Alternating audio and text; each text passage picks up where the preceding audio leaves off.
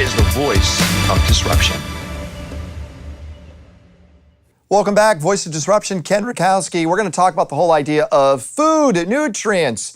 Have you heard of seed to table? How fast does the food take to get to you, and how do you turn that into a brand new industry? Erik Oberholtzer is joining me, and he is one of the co-founders of Tender Greens. We'll explain what that is in a moment. Erik, you have been in the food space for how many years? 30 years. And you've worked with some big brands. Big people, whether it was on the brand side, Four Seasons, Mandarin Oriental, boutique Shutters on the Beach, or Bradley Ogden up in the Bay Area, Alice Waters, etc. So you got to work in those kitchens and see the high-end type of food, where it's the best stuff possible coming to these locations. I mean, they go at the highest level, right? Yeah. Most people don't have access to that. Yeah, the other 99% of us, what do we do? What do we do? So my goal has always been to democratize good food, to bring good food, slow food, real food to the people. Explain slow food. Slow food is food that is grown or produced with care, thoughtfulness around the soil health, the nurturing of the plants, impacts on water systems, and then also food that we can relate to through our local economy and culture, and we take time to enjoy it. You sound like one of those wacko California guys. A little bit. I'm from the East Coast, but I've become a bit wacko. Yeah, but what you're saying is actually what the whole planet should look at, but it's not totally feasible, or is it? I think in its purest form, I saw Alice Waters this weekend, and she was talking. Explain who she is. Alice Waters is really the godmother of slow food, of the organic movement, founder of Chez Panisse. And she's been a leading voice in the slow food movement, the organic movement since the 70s. But it's a very, very elitist, precious point of view that unless you live in Berkeley, California, and you have a decent amount of money and time and community around you, it's not something that the rest of us can participate in. So the question is, how does everybody else participate within their means, whether it's time or it's education or resources. And that's where Tender Greens comes into play. That's it's almost validation of what you're talking about. Absolutely. What is Tender Greens? Tender Greens is a group of 25 restaurants here in California, based in LA, missioned with really taking the ideals of Alice Waters and the slow food movement and democratizing it, making it available to a broad audience through price, through a service model, and also food that is relatable, stuff that we know and love and crave, just done with better ingredients and better technique than what historically has been available. Okay, you said 25. You're not just in Los Angeles. No. You're on the West Coast and now on the East Coast. We're opening in New York City in February, Boston in March, and the goal over the next several years is to expand mostly on the East Coast with a replication of what we've done here in California. Healthy food, slow food as you call it. This is not like a Shake Shack. No. Very, very different. No. Even though you might like those lines. We have the same lines as Shake Shack. I was Really? at Shake Shack yesterday because we're partnered with USHG and a lot of our real estate choices are very close to Shake Shack. But though we have those moments of indulgence, it's inherently healthy. It's food that you can eat every day without redundancy and still lead a very healthful lifestyle. Erik Oberholtzer is joining us, one of the co-founders of Tender Greens. This is the voice of disruption. Erik, you have been doing Tender Greens, I think now it's 12 years, going into 12 years. 12 years. 12 years. I was there when you celebrate your 10th anniversary with my kids cooking in your kitchen. That's right. That was a really cool field day. trip. It was super exciting. Your team being your two other partners, Yep. You guys seem to have great communication amongst one another. Do you have the same mission? We do, different skill sets, which is important. I think in partnership you should not be redundant. You should have overlap and alignment in view, both world view and business intentions. But you should be complementary, almost like a marriage, right? one should be outer, one should be inner, one should be micro, the other should be macro, and like that, you sort of complete one another. Well, but in every relationship, there's a bumpy road. In your 12 plus years, has there been those challenges amongst the partnership, or has it been smooth sailing? I would say overall, it's been pretty smooth, and we've had those moments of tension, healthy tension, and I think the secret in that is, one, we had an agreement that the business will always come before anything else. So even our friendships would be secondary to the needs and the requirements of the business, and we had that agreement.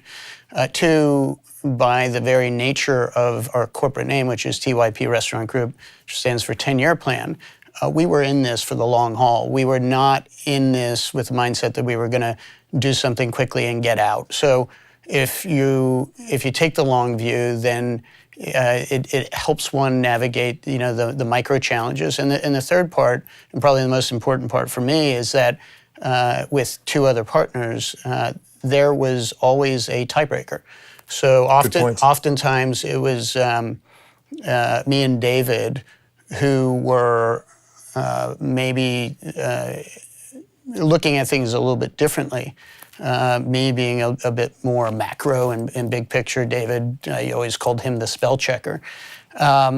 And then Matt was always the one that we were sort of trying to convince to come to our side of the aisle. And that's very healthy because it creates healthy debate, but also no bad feelings, because we always agreed that you can advocate for your idea, you can defend your point of view, but if you can't convince one of us to come to your side, then there comes a point at which you lose the debate and we move on.